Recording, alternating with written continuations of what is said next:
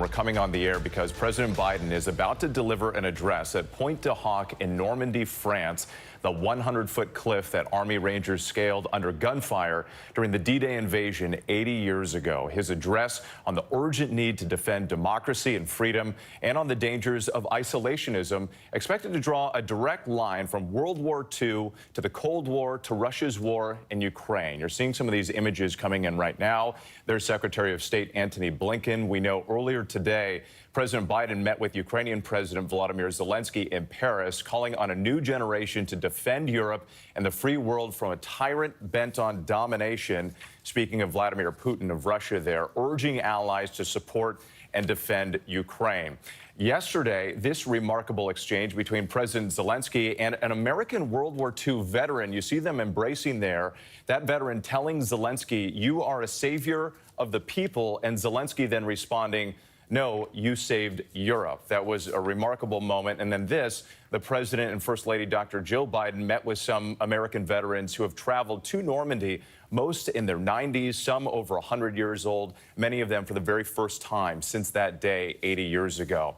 And speaking with our David Muir, the President saying he is determined to remember their sacrifice, saying what an obligation we have to preserve what they fought for. President Biden now coming before the microphone, expected to address those themes again on that very same cliff and the beaches where 80 years ago today, that tremendous battle took place that changed the world. The president taking a moment to take it all in. Again, leaders from around the world joining him, including members of the administration. Let's listen to the president. Please welcome the 46th President of the United States of America, Joe Biden. John, how are you? Please, sit down.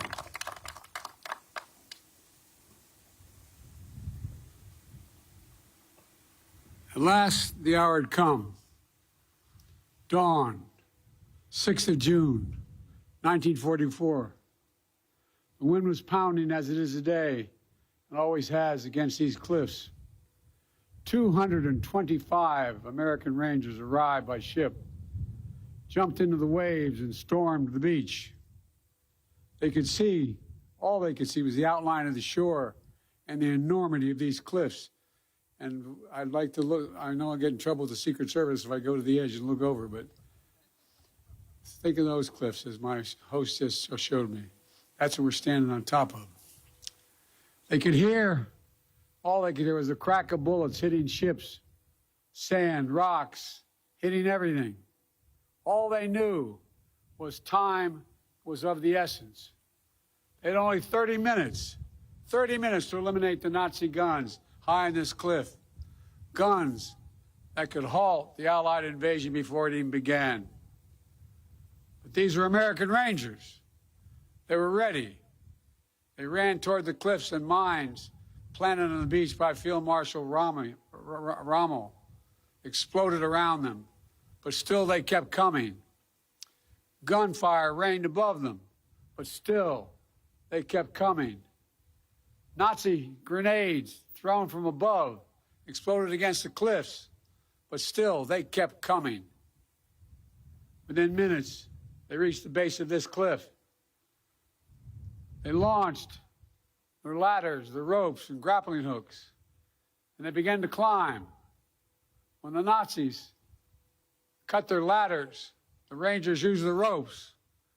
When the Nazis cut their ropes, the Rangers used their hands. And inch by inch, foot by foot, yard by yard, the Rangers literally clawed their way up this mighty precipice until at last they reached the top. They breached Hitler's Atlantic Wall, and they turned in that one effort the tide of the war that began to save the world. Ladies and gentlemen, yesterday I paid my respects at the American Cemetery just a few miles from here, where many of those Rangers who died taking this cliff are buried. I spoke of what the fallen had done to defend freedom. Today, as I look out at this battlefield and all the bunkers and bomb craters that are still surrounded, one thought comes to mind. My God, How did they do it? How were these Americans willing to risk everything, dare everything, and give everything?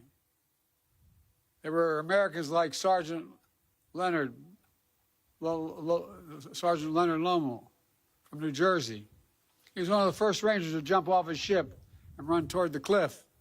He almost was shot right above the hip initially, and he wasn't sure, but he was. He kept going. At one point, he was scaling the cliff. Another Ranger yelled, "I'm not sure I can make it." And Lomo yelled back with every ounce of strength he had in him, "You've got to hold on." And he did, and they did. Americans like Sergeant Tom Ruggiero from Massachusetts. A German shell hit his boat as he was approaching the shore. Everything exploded. The sergeant was knocked into the freezing water. And as he told it, he began to utter a prayer. "Dear God, don't let me drown. I want to get in and do what I'm here and supposed to do." Americans like Colonel James Rudder, Texas. When the military asked for a battalion for this daring mission, he raised his hand and said, "My Rangers can do the job." He knew their capacity. He knew the strength of their character. A few days after they scaled this cliff, he wrote a condolence letter to a mother of one of the Rangers who gave his life here. And that letter said, "A country must be great to call for the sacrifice of such men. A country must be great to call for the sacrifice of such men." And Americans like John Wardell from New Jersey. John is here. John, we love you, man. Thank you for all you've done.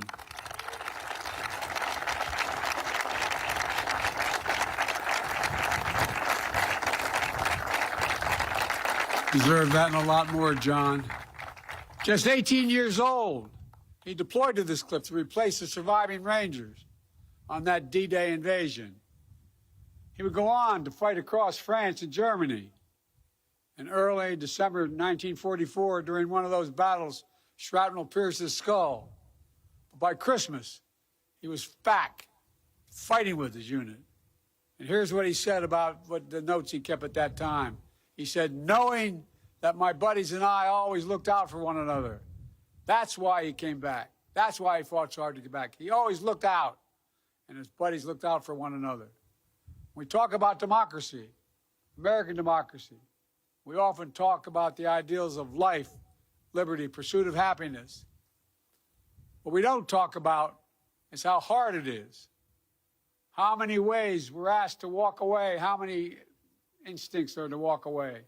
The most natural instinct is to walk away, to be selfish, to force our will upon others, to seize power, never give up. American democracy asks the hardest of things, to believe that we're part of something bigger than ourselves. So democracy begins with each of us. It begins when one person decides there's something more important than themselves. When they decide the person they're serving alongside of is someone to look after.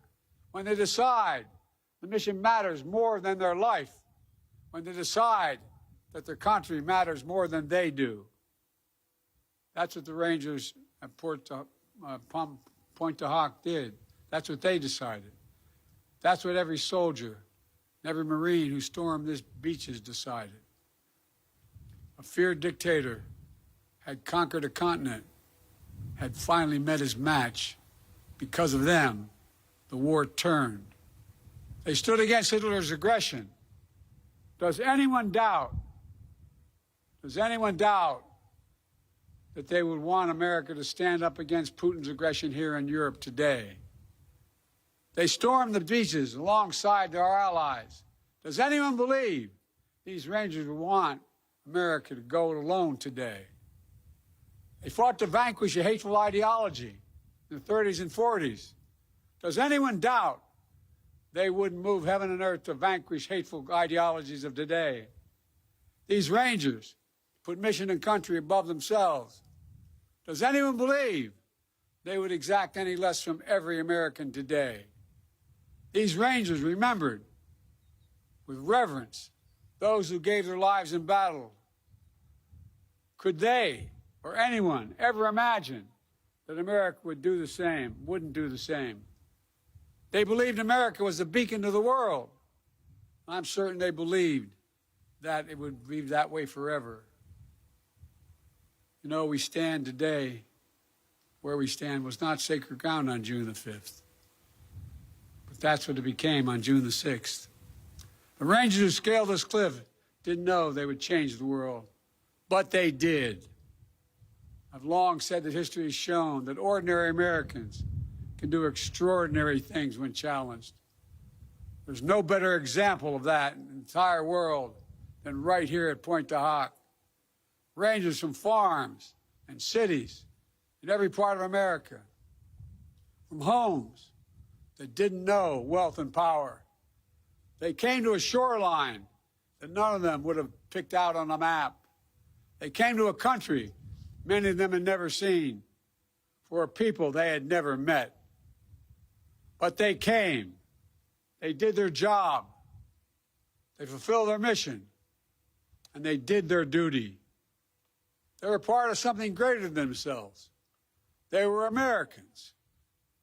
I stand here today as the first president to come to Pointe du Hoc when none of those 225 brave men who scaled this cliff on D-Day are still alive. None.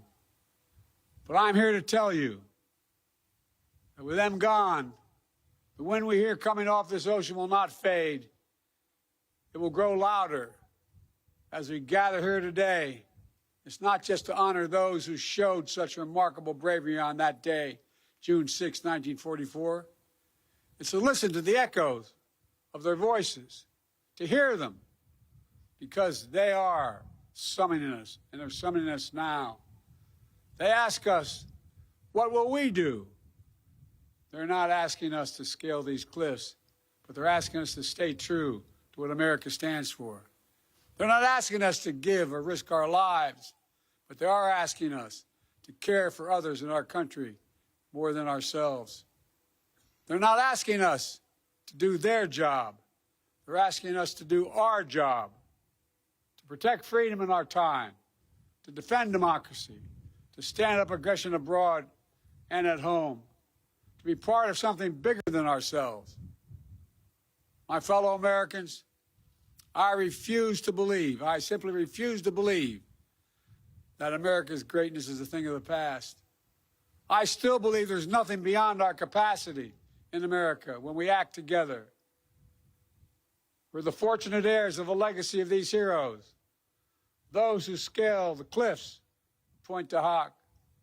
But we must also be the keepers of their mission, the keepers of their mission, the bearers of the flame of freedom that they kept burning bright. That is the truest testimonial to their lives. Our actions every day to ensure that our democracy endures and the soul of our nation endures. To come here simply to remember the ghosts of Pointe du Hoc isn't enough. We need to hear them. We have to listen to them. We need to listen to what they had. We need to make a solemn vow to never let them down. God bless the fallen. God bless the brave men who scaled these cliffs. May God protect our troops. God bless America.